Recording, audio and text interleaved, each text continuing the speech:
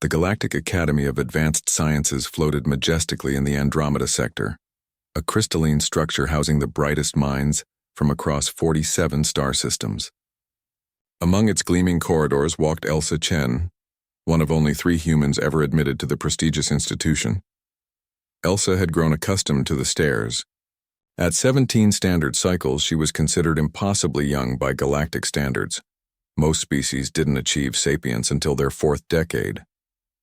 Her compact frame, barely reaching the chest height of most aliens, made her appear even more out of place among the towering Jirel, the floating Etherians, and the crystalline Vexthar. Today, she navigated the crowded hallway toward the quantum mechanics laboratory, her datapad clutched against her chest. Beside her walked Hiro Tanaka, the second human student whose quick wit had earned him both respect and suspicion among their alien peers. "Did you finish the gravitational calculus assignment?" Hiro asked, adjusting his academy uniform, a shimmering blue fabric that adapted to each species' physiology. "Finished it yesterday," Elsa replied, dodging a group of methane-breathing krill students.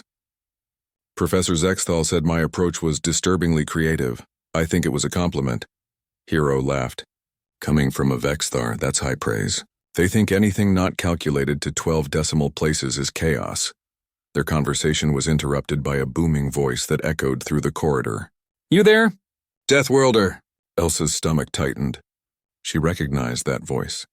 Security guard Throcknall, a massive Brooknian whose species had evolved on a low-gravity world. Standing nearly 3 meters tall with 4 arms and chitinous plating, Throcknall had made his disdain for humans abundantly clear since their arrival. "Keep walking," Hiro muttered, but it was too late. Throcknall's heavy footsteps thundered behind them.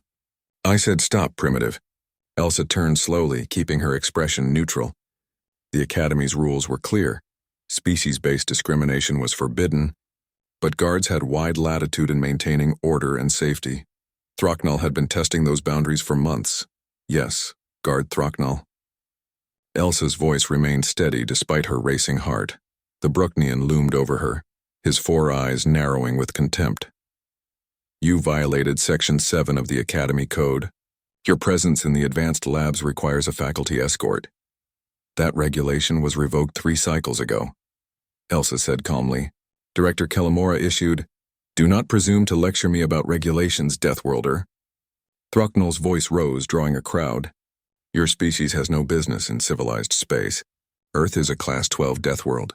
Your people are violent, irrational, and dangerous." Hiro stepped forward.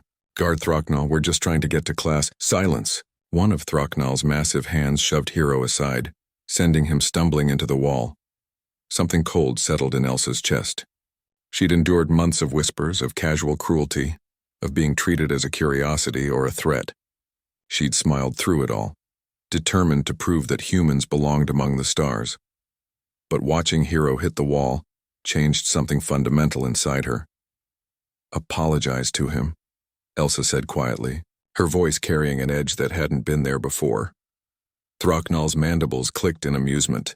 "Or what, little Deathworlder? Will you?" His hand shot out, striking Elsa across the face with enough force to send a Vexthar into emergency crystallization. The crowd gasped. Physical violence was nearly unheard of in the Academy. Most species had evolved beyond such primitive impulses. Elsa's head snapped to the side. For a moment, she stood perfectly still. Then slowly, very slowly, she turned back to face Throcknall. Her eyes had changed. The warm brown had been swallowed by pure black, pupils dilated to maximum, an ancient human response to threat. Her breathing had slowed. Every muscle in her compact frame coiled with predatory stillness. Throcknall took an involuntary step backward. "You made a mistake," Elsa said softly. Her voice had dropped half an octave, triggering primal warning signals in species across the galaxy. "You see, Guard Throcknall, your homeworld has 0.6 standard gravity. Mine has 1.0. Your atmosphere is 40% oxygen.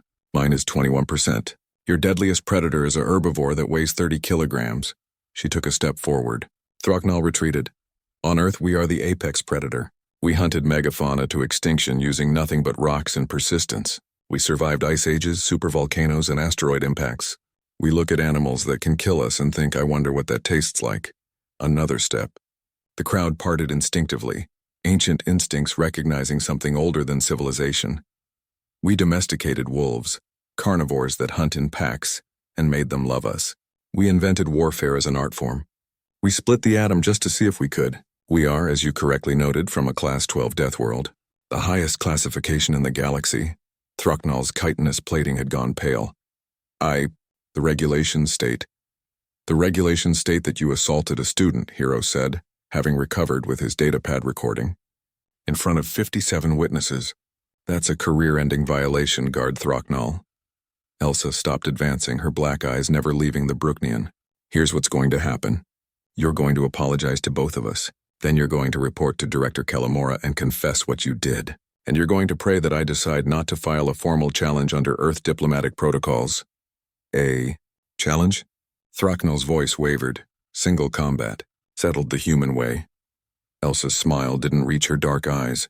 I'm told that's still legal under galactic law for matters of honor. The silence stretched. Everyone present understood what had just happened.